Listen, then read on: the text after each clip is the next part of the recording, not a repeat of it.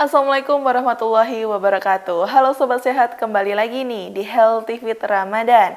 Nah, banyaknya makanan saat lebaran membuat kita bingung untuk menghabiskannya, bukan? Sehingga seringkali membuat makanan dihangatkan kembali. Lantas apakah makanan yang dihangatkan baik untuk kesehatan tubuh? Begini penjelasannya dari Dr. Tan Sutyen.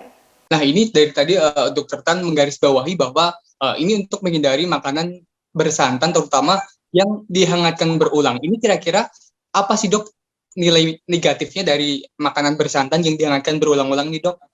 Nah, kalau diangetin, problemnya adalah makanan ini akan menjadi lemak jenuh karena santannya lalu akan menjadi minyak. Nah, ya itu kan caranya kita membuat minyak kelapa sebetulnya kan dari santan yang kita angetin berulang kali sampai di atasnya itu ada lapisan minyak yang bisa diambil. Nah, minyak kelapa yang diangetin berulang ini juga akhirnya menjadi yang disebut dengan teroksidasi. Dan itu menjadi tidak baik akhirnya. Ya, karena kita tidak membutuhkan minyak kelapa, ya kita butuhkan adalah santannya. Karena santan itu jauh lebih bernutrisi daripada minyak kelapanya. Baik. Kemudian kita masih ngobrol-ngobrol perihal sajian di hari raya ini, Dok. Selain kita kan makanan berat, terutama mungkin opor ayam, kemudian lontong sayur, ini kira-kira yang masih sangat melekat dengan Hari Raya Idul Fitri adalah camilan-camilan ini, Dok. Ini mungkin yang mengandung gula ini, Dok, seperti nastar, kemudian putri salju dan sejenisnya. Ini gimana, Dok, kiat-kiatnya untuk agar tetap kita berpatokan dengan sajian lebaran namun tetap aman untuk dikonsumsi? Nah, ini loh kadang-kadang yang saya suka sedih, tapi ya gimana ya, itu yang disebut dengan inkulturasi. Jadi kenapa kita akhirnya menghadirkan segala macam kue-kue seperti kayak itu? Karena ya itu adalah nah itu orang mulai bikin kue itu kue kering gitu. Ya karena kita dijajah lama oleh Belanda ya. Kita dijajah lama oleh Belanda. Dan kalau Belanda londo-londo itu merayakan Natal, kita cuma ngeces. Ya di hari Natal itu banyak sekali kue-kue model kayak gitu lah, itu yang ditayangkan.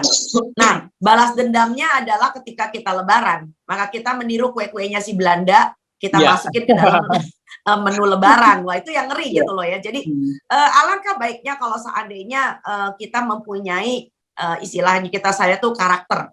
Ya, karakter orang Indonesia sebetulnya tidak punya cookies-cookies kayak gitu. Sebab kalau kita tidak mempunyai karakter bangsa, maka kita akan terus hanyut dan semakin lebar, semakin parah. Sebab dulu barangkali cuma sebatas kastengel dengan nastar. Kastengel itu adalah semacam kayak cookies yang terbuat dari keju. Kas itu adalah keju toh, bentuknya panjang-panjang. Lalu kemudian katetongen adalah lidah kucing. Ya, kenapa bentuknya menjulur kayak lidah kucing? Sekali lagi terbuat dari terigu, terbuat dari room butter, terbuat dari mentega, ya kan? Nah, itu dia. Jadi itu tipikal londo banget gitu loh ya. Nah, sedangkan kalau di kampung-kampung ya yang saya sedih adalah kalau di kampung-kampung itu jajanan orang kota tuh mulai masuk gitu loh ya. Jadi makanan sajian-sajian tradisional kita mulai tergeser. Demikian informasi Healthy Fit Ramadan yang saya sampaikan dan sampai jumpa di kanal Tribun Head selanjutnya. Terima kasih sudah nonton. Jangan lupa like, subscribe, dan share ya.